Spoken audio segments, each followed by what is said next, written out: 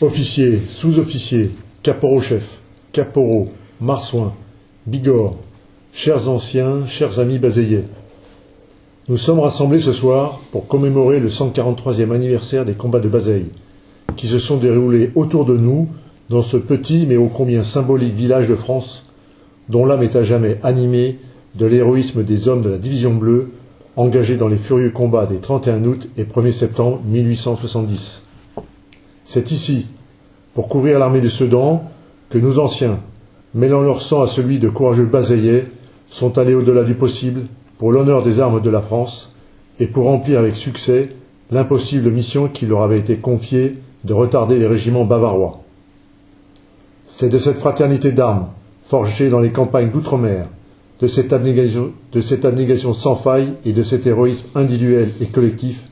que s'est forgé l'esprit de l'arme qui nous anime et nous fédère depuis,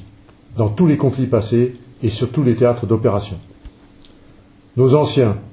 dont le sang a sacralisé cette belle terre ardennaise, étaient aussi animés des valeurs déjà affirmées et mises en exergue il y a 200 ans au cœur de l'Europe, à la force de leurs baïonnettes, par les bataillons de marche de l'artillerie de la marine, lors des batailles napoléoniennes de Lutzen et de Hanau.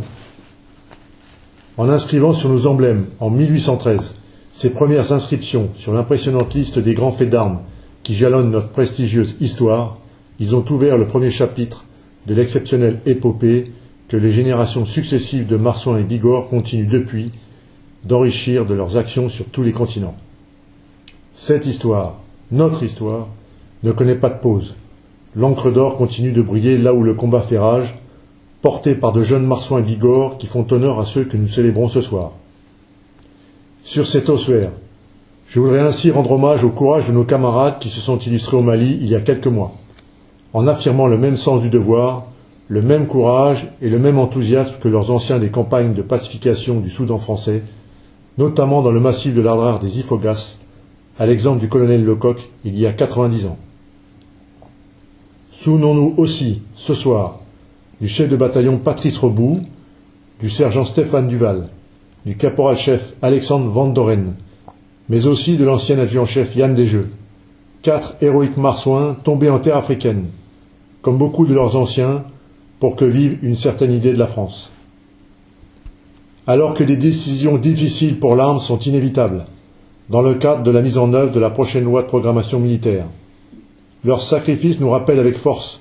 que le soldat de marine a une âme, et que dans la bataille ou la tempête, avec son style particulier et sa générosité, il fera toujours face, sans état d'âme, pour la défense de notre liberté et de nos valeurs universelles, et pour qu'au nom de Dieu, vive la coloniale.